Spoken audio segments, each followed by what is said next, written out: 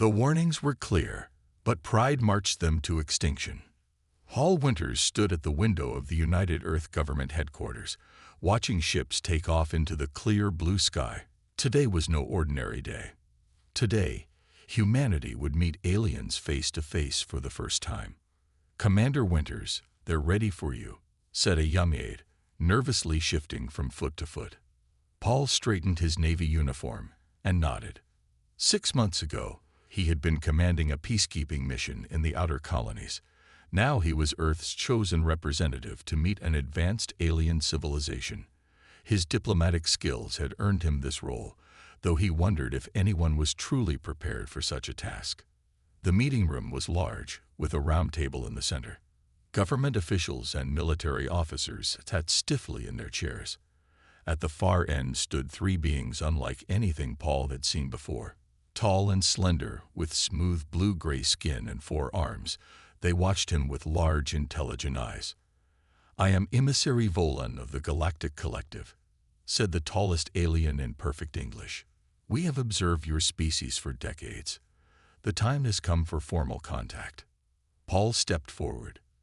"Commander Paul Winters, representing the United Earth Government. We welcome you to Earth." The meeting proceeded with exchanges of information. The aliens explained that they represented an alliance of 37 spacefaring species. They shared technologies, resources, and knowledge. Then, the conversation took an unexpected turn. "We must discuss boundaries," said Volan, projecting a map of the galaxy. "These areas marked in red are forbidden to your kind." Susan Blake, the xenobiologist on Paul's team, leaned forward with interest. The forbidden zones covered nearly 60% of nearby star systems, including many areas humanity had already planned to explore. "With respect," said General Frank Miller, "why should we accept these limitations? Earth has a growing population. We need room to expand." The aliens exchanged glances. "We have witnessed this pattern before," Volan said. 17 civilizations have ignored our warnings. All 17 no longer exist." Paul felt a chill. What happened to them? The alien touched a device on his wrist. A hologram appeared showing planets, cities, ships, all beautiful and advanced. Then, strange geometric shapes appeared near them. The cities warped, planets cracked, and ships dissolved into nothing. They were erased by what we call the purifiers, ancient entities that guard the cosmic equilibrium. They allow developing species to expand within limits. Cross those limits, and extinction follows. Susan Blake spoke up. "These records match patterns I've observed in astronomical data from dead star systems. The radiation signatures are consistent with what you're showing us." General Miller scoffed. "Convenient. Scare us with ghost stories to keep us contained." "We have no reason to deceive you," Volan replied calmly. "The collective does not fear competition. We fear watching another promising species destroy itself through pride." The room erupted in arguments. Paul watched the government officials dismiss the warning as alien manipulation. Only Susan seemed troubled, reviewing the data with growing concern. Later, as the aliens prepared to leave, Paul approached Volan privately. "How much time would we have if we crossed these boundaries?" "Little. The purifiers do not warn. They simply act." Paul nodded slowly. "I believe you. But my government." "Pride is a common trait among young species," Volan said. "It has led many to extinction. We hope you choose differently." The alien ship departed that evening, leaving behind detailed maps of the safe zones and a final message transmitted to all Earth's leaders. "The boundaries are clear. Cross them at your peril." 2 days later, the United Earth Government voted to proceed with their original expansion plans. The warnings were filed away, studied by a small team led by Susan Blake, but largely ignored. As Paul watched the announcement on the news, he remembered Volan's final words to him. "History repeats itself not because species cannot remember the past, but because they believe they are exceptional enough to defy it." He wondered how much time humanity had left to learn that lesson. The warnings were clear, but pride marched them to extinction. 5 years passed since the collective's warning. Earth had not only ignored their advice, but had launched the most aggressive space expansion program in human history. Kate Warren stood in the massive control room of the New Horizons Space Center, watching as the latest colony ship prepared for launch. As science director of the expansion initiative, she had pioneered the faster-than-light drive that now allowed humans to reach star systems previously thought inaccessible. The Delta Proxima colony ship will reach its destination in 3 weeks, said Greg Hoffman, the colonial administrator responsible for managing the new outposts. That will be our 12th settlement beyond the so-called safe zone. Kate nodded with satisfaction. Any issues with the previous colonies? Nothing significant. Some communication equipment malfunctions on the outer planets, but nothing our engineers can't handle. Neither mentioned that 3 of these malfunctions had occurred in regions specifically marked as dangerous by the collective. Earth's official position was that the aliens had been trying to limit human potential for their own purposes. Across the city, in a small, underfunded lab, Susan Blake continued her research. The walls were covered with star charts and data from the collective. Few people visited her anymore. Supporting the alien warnings had effectively ended her career at the Space Center. Susan's computer beeped with an alert. New data from the Epsilon colony showed energy patterns similar to those the collective had associated with purifier activity. She quickly sent her findings to Paul Winters, now serving as an advisor to the United Earth government. Paul received Susan's message during a heated government meeting. Admiral Peterson's battle cruisers will provide security for the new mining operations in the Cygnus sector, General Miller was saying, pointing to a star map. The region glowed bright red on the collective's warning chart, but no one in the room acknowledged this. We should reconsider, Paul said, looking up from Susan's data. The energy anomalies Dr. Blake has detected match the collective's descriptions of early purifier activity. The room fell silent before Governor Richard Clay spoke. Commander Winters, your caution was appreciated 5 years ago, but we've expanded into supposedly forbidden zones with no consequences. The resources we found have transformed Earth's economy. We're not stopping now. Paul tried again. The collective warned that the purifiers might observe us for some time before acting. These energy signatures can be explained by natural phenomena, interrupted Kate Warren, who had just entered the room. My team has analyzed similar readings. They're likely just unusual radiation from local stars. The meeting continued, with plans for even more aggressive expansion approved.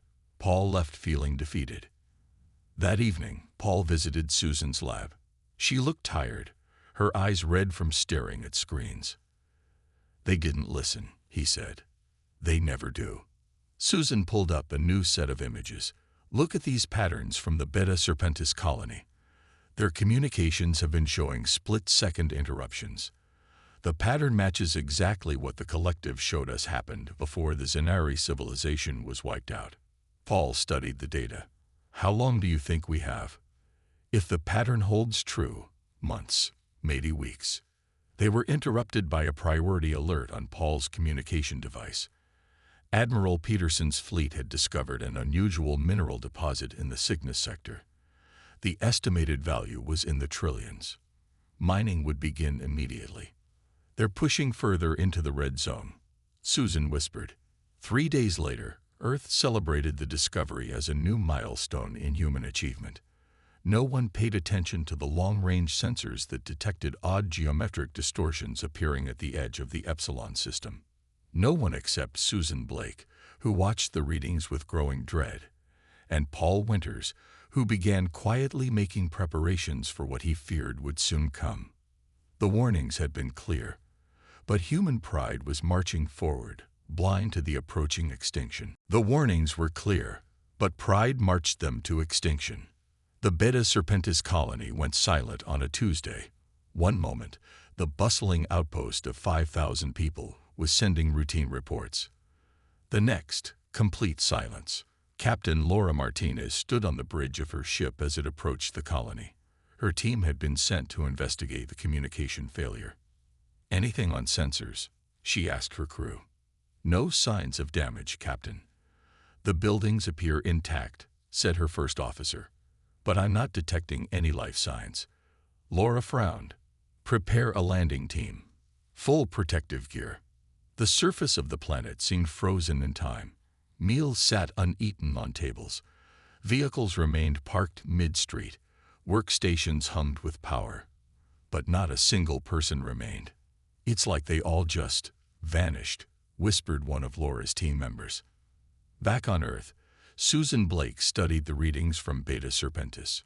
Strange radiation patterns surrounded the planet, identical to those described in the collective's records.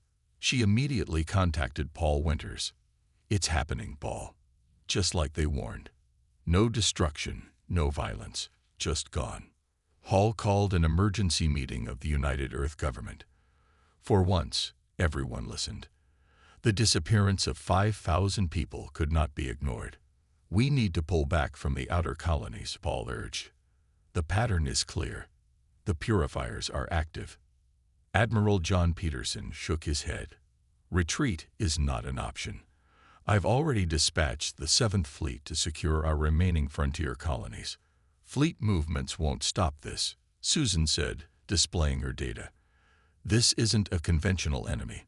The purifiers exist partially outside our understanding of physics."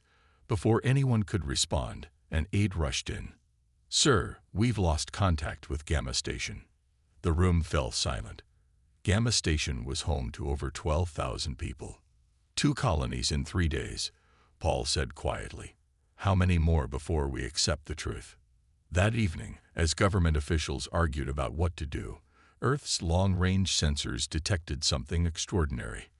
A perfect geometric structure, impossible in its complexity, had appeared in orbit around Beta Serpentis. Admiral Peterson's fleet approached the structure cautiously. The massive shape seemed to shimmer, parts of it appearing and disappearing, as if it existed in multiple places at once. "Maintain distance and scan only," Peterson ordered his captains. But curiosity overcame caution. One ship moved closer for better readings. In an instant, a pulse of energy shot from the structure. The ship's systems failed immediately. 4 more ships suffered the same fate before they could retreat. The few survivors rescued from these ships told disturbing stories. They spoke of seeing impossible colors, feeling time slow down and speed up, and glimpsing beings made of angles that hurt to look at. On Earth, Susan Blake worked frantically to decode more of the collective's warnings. She discovered something troubling in the ancient records. "The purifiers aren't a species in the way we understand," she explained to Paul. "They're more like cosmic antibodies responding to what they perceive as infections in spacetime." Paul looked grim. "And our expansion triggered them." A priority communication interrupted them. The Earth's deep space network was picking up strange signals coming from every human colony simultaneously. As fear spread across Earth, a final message arrived from the collective. "They have noticed you. Retreat now." The United Earth government called an emergency vote. Despite everything that had happened, despite the clear pattern matching the collective's warnings, pride and stubbornness prevailed. By a narrow margin, they voted to continue expansion while increasing military presence. Paul watched the vote with a sinking heart. "We had our warning," he said to Susan.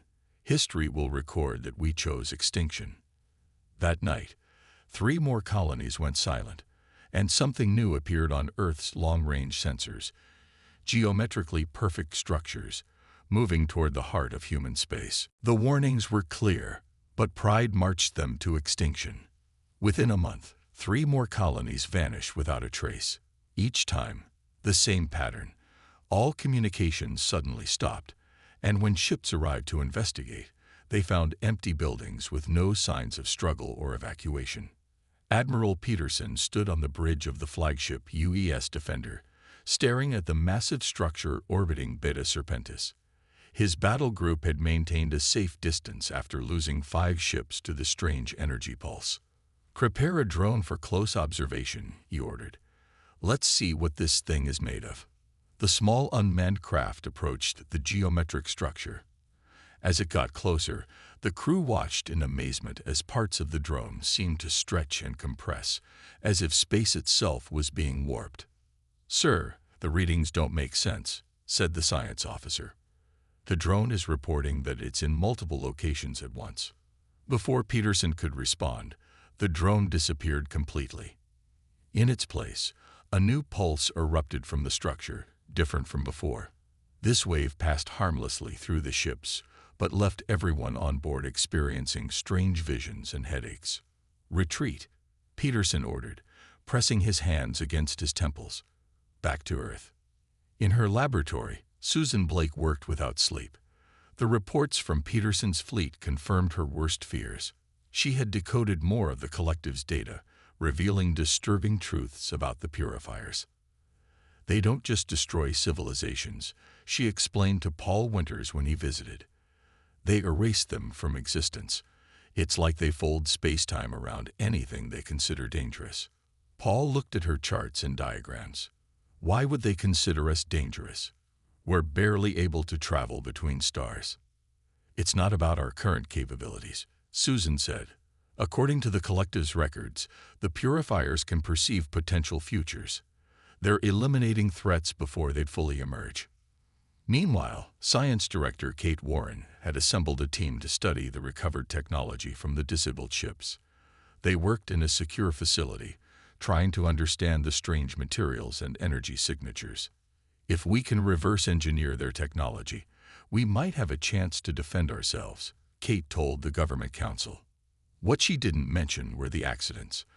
3 researchers had already vanished while handling the recovered materials. Equipment often failed in impossible ways. Once, an entire section of the laboratory seemed to exist and not exist at the same time, leaving observers with splitting headaches and nosebleeds. Earth began preparing for war. Factories switched to producing weapons and ships. Civilian space travel was restricted. Military presence increased everywhere. But strange things were happening on Earth too. Communication networks occasionally carried impossible signals. People reported seeing shapes that couldn't exist in 3-dimensional space. Some claimed to have lost time, minutes or hours where they couldn't account for their activities. Hall Winters knew they were running out of time. He requested a private meeting with the president. "We need to contact the collective again," he urged. "They've dealt with the purifiers before. They might know how to survive this." The president looked tired. Recent polls showed her popularity falling as fear spread. "The public won't accept asking aliens for help. They want action, not surrender." "It's not surrender," Paul insisted. "It's survival." As they debated, an aide rushed in with urgent news. The mysterious structures had appeared near Mars. Earth's home system was no longer safe. That night, millions watched their screens as defense platforms around Mars engaged the structures. Weapons fire seemed to pass through the objects without effect. Then, in a flash of impossible geometry, the entire Martian defense fleet blinked out of existence. Susan Blake, watching from her lab, whispered to herself. The warnings were clear. On her desk sat the final piece of decoded information from the collective, the only known way to survive contact with the purifiers. But as she reached for her communication device to share this knowledge, the lights in her laboratory flickered, and strange angles began to form in the air around her. The warnings were clear, but pride marched them to extinction. Susan Blake closed her eyes as the strange angles formed around her. When nothing happened after several seconds, she slowly looked up. The shapes had frozen in place, vibrating slightly. Her computer chimed with an incoming message. Somehow, through the impossible geometry surrounding her, she reached for it. The message was from the collective. "We have temporarily contained the anomaly in your location. This intervention will not go unnoticed. Meet your kind's representative at the coordinates attached." The shapes disappeared. Susan grabbed her research and ran. Paul Winters received the same message. Without waiting for government approval, he boarded a small shuttle and set course for the coordinates, a research station on Saturn's moon Titan. When Paul arrived, he found Susan already there, along with someone unexpected. Emissary Volan, Paul said, recognizing the four-armed alien who had delivered the original warning years ago. You came back. Some within the collective argued against it. Volan replied, but we have observed your efforts to heed our warnings, even as your leaders ignored them. Around them, the research station was empty. The human scientists had been evacuated hours earlier. What happened to Susan's lab? Paul asked. A localized incursion, Volan explained. The purifiers sensed her understanding growing. They do not simply destroy bodies. They erase minds that comprehend them. Susan placed her research on the table. I've decoded most of your records. The purifiers exist partly outside normal spacetime. They enforce cosmic boundaries to prevent younger species from disrupting something called the equilibrium. Volan made a gesture of confirmation. You understand more than most.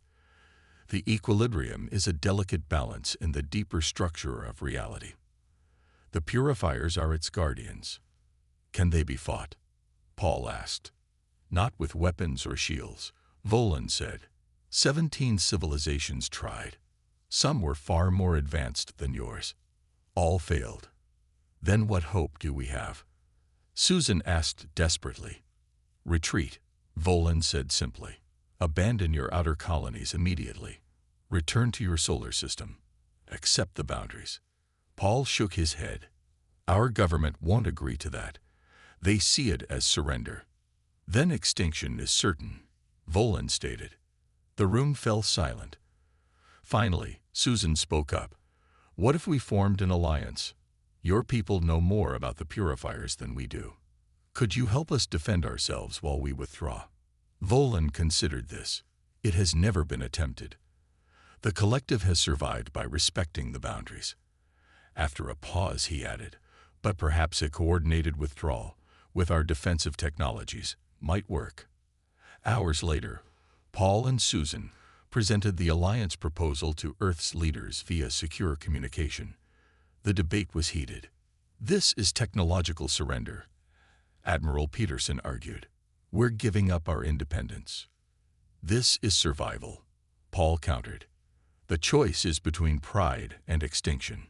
Eventually, a compromise was reached. Earth would accept collective defensive technology while beginning a gradual withdrawal from the outer colonies. However, Admiral Peterson convinced the Council to maintain several strategic outposts in the forbidden zones, protected by the new defenses.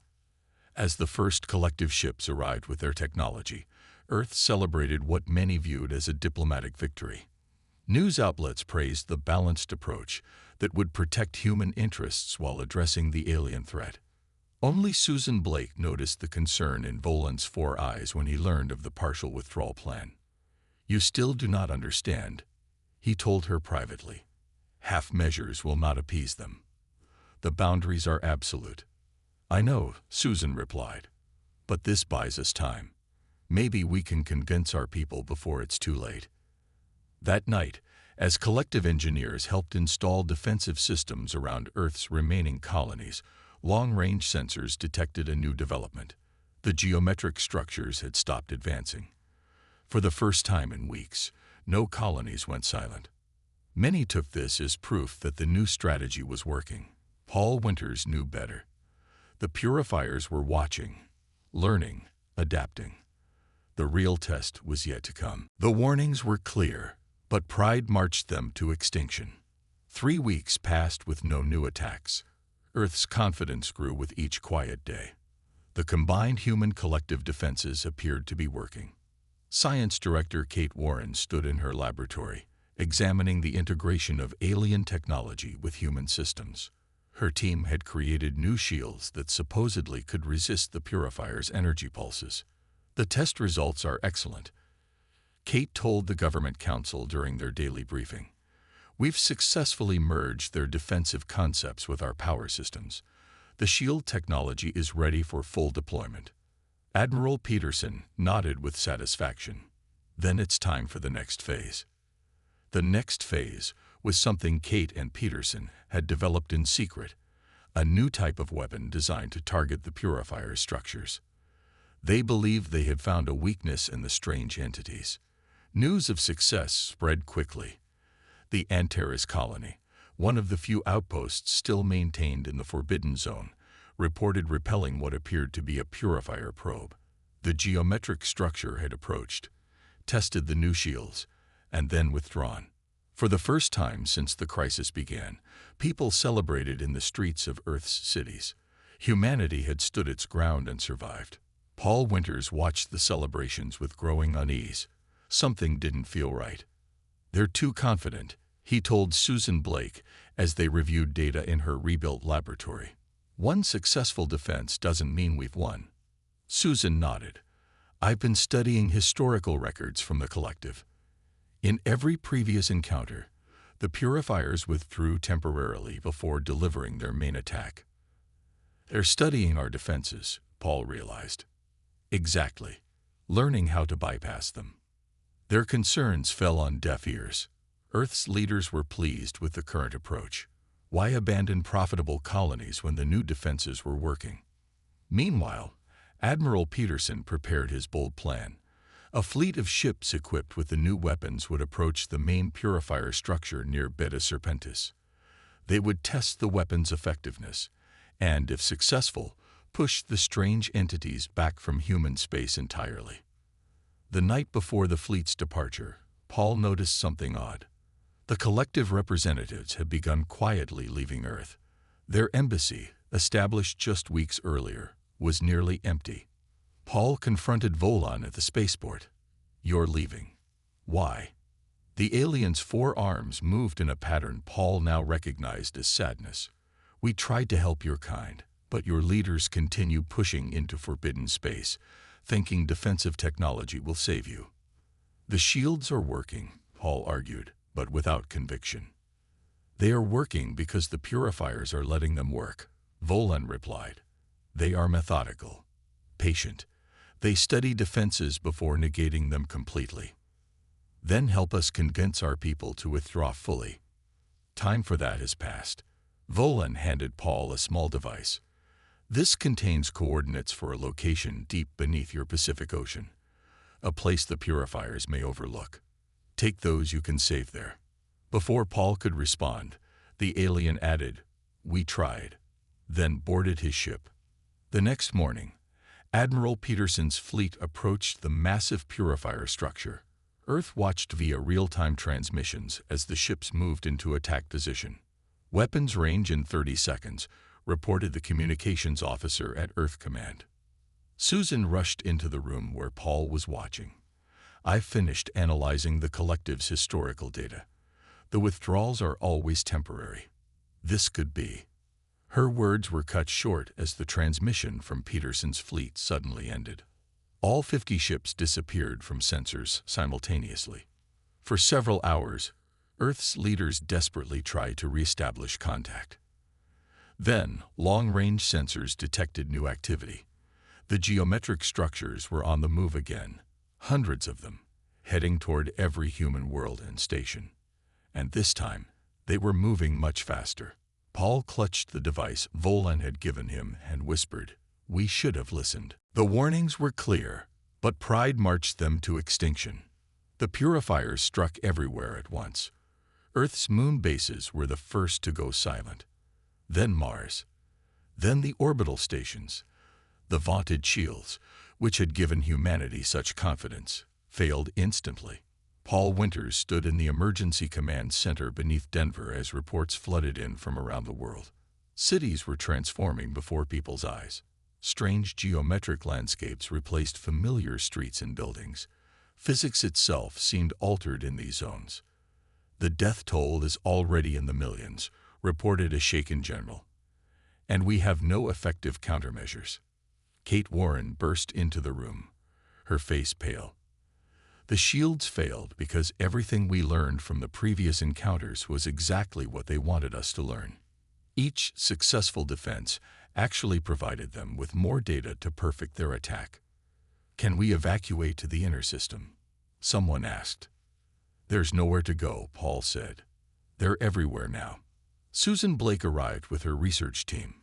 "We need to move people to the coordinates Volan provided. It's our only hope." The government officials argued briefly before reality set in. There was no fighting this enemy. Survival was the only goal now.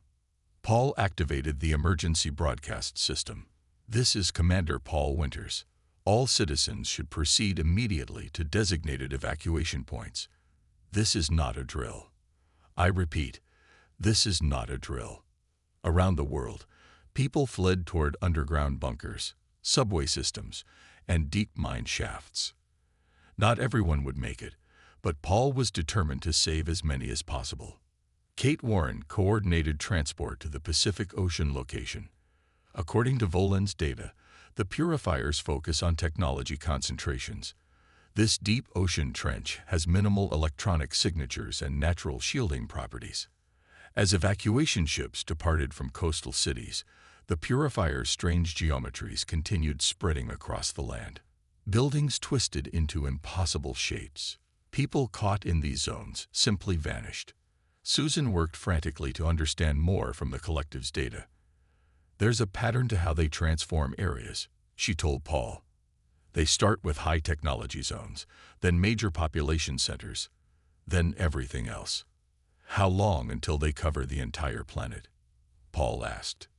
"Days, maybe hours. They're moving faster than in any previous case," the collective recorded. Admiral Peterson's surviving ships made a desperate last stand in Earth orbit. They bought precious time for the evacuations, though everyone knew it was a suicide mission. Paul received Peterson's final transmission. "We'll hold them as long as we can. Save who you can. Winters. History should record that some of us faced the end with courage." The ships vanished one by one from the tracking screens. On the ground, Kate Warren oversaw the loading of the final evacuation vessels. "We can fit maybe 5,000 more people," she told Paul. "Out of billions." "It has to be enough," Paul replied. "They'll be the seeds of whatever comes after." As darkness fell, Susan Blake made her decision. She would not join the evacuation. Instead, she would transmit everything she had learned to the collective. Perhaps it would help other species avoid humanity's fate. "Someone has to document what happened," she told Paul when he tried to change her mind. "Someone has to make sure our mistakes aren't repeated." From the last evacuation ship, Hall watched as strange geometries climbed up the sides of mountains and transformed coastlines into crystalline structures. The world he had known was disappearing. Susan's final transmission came through as their ship descended into the ocean depths. "The data is sent. The purifiers are in my building now. They're beautiful, Paul. Terrifying, but beautiful. The warnings were clear. Remember that, wherever you go next." The warnings were. The transmission cut off. Around the world, the last human outposts went silent one by one. Cities, towns, farms, all transformed into alien landscapes where the laws of physics no longer applied. The purifiers had begun erasing all evidence that humanity had ever existed. The warnings were clear, but pride marched them to extinction. 100 years passed. The world above had changed beyond recognition. Where cities once stood, strange crystalline formations twisted toward the sky. The oceans had taken on odd colors and patterns. Even the stars looked different, as if space itself had been reshaped. Deep beneath the Pacific Ocean floor, in a vast complex of caverns and tunnels, humanity survived. Just 12,000 people remained of a civilization that once numbered billions. Daniel Carter walked through the main hydroponics chamber, checking the plants that provided food and oxygen for their underwater home. As a direct descendant of Paul Winters, he served as chief archivist, maintaining the records of what humanity once was. "The tomatoes are looking good this season," said Olivia Rice, the community's lead engineer, as she joined him. "Better than last year." Daniel nodded. "Every little improvement helps." Their world was small but stable. The survivors had built a society focused on sustainability rather than expansion. Children learned about the surface world through old photos and videos, but none had ever seen it. Later that day, Daniel and Olivia met in the archive room. The walls were lined with data storage units containing humanity's collected knowledge. I've been studying the purifier patterns, Olivia said, pulling up diagrams on her tablet. There's something odd about their behavior. Daniel looked at her work with interest. What have you found? They don't seem to detect civilizations directly. They react to the impact those civilizations have on space-time. She showed him complex calculations. Our ancestors' rapid expansion and high-energy technology created ripples in the fabric of reality, what the collective called disruptions to the equilibrium. But we've been here for a century, Daniel pointed out. Why haven't they found us? Because we're not causing those ripples. Olivia's eyes shone with excitement. Our energy systems are low output. We don't use faster than light travel. We're essentially invisible to them. Daniel considered this. Are you saying we could potentially rebuild without detection? If we do it differently this time? Yes, not expansion for expansion's sake, but growth in harmony with the deeper structures of reality. Their conversation was interrupted by an alert. A message was decoding itself on the main computer, a message that had been locked and slowly decrypting for 100 years. It's from the collective, Daniel realized. Susan Blake sent it just before the end. They watched as the message revealed itself, detailed instructions for developing technology that existed in harmony with the equilibrium, ways to travel between stars without disrupting space-time, methods to build and grow that the purifiers would not detect. Susan saved us twice, Daniel whispered. First by helping our ancestors find this shelter, and now by giving us a way forward. Over the next few weeks, Daniel and Olivia presented their findings to the Council of Elders. After much debate, a decision was made. For the first time in a century, humans would venture to the surface. The small submersible rose through the dark waters. Inside, Daniel and Olivia watched the depth gauge counting upward. Neither spoke. The pressure of history weighed on them both. When they finally broke the surface, the world that greeted them was both alien and beautiful. Strange formations glittered under the sun. The sky had a purple tinge. Nothing looked familiar. It's not our world anymore, Olivia said. But maybe we can share it. They'd brought their small craft to shore on a beach of glittering black sand. Daniel carried a simple container of seeds, plants engineered to grow in this new environment without disrupting it. As they planted the first seeds in the alien soil, Daniel thought about the history he had preserved. The warnings were clear, he said, but pride marched us to extinction. This time will be different. Olivia nodded. Not extinction. Transformation. We'll rebuild, but with wisdom instead of pride. Above them, the strange new sky darkened toward evening. Stars appeared, different patterns than humans had known before, but stars nonetheless. Somewhere among them, the collective continued its existence. And here on Earth, humanity was taking its first cautious steps toward a new future. Not with a desire to conquer, but with the humility to belong.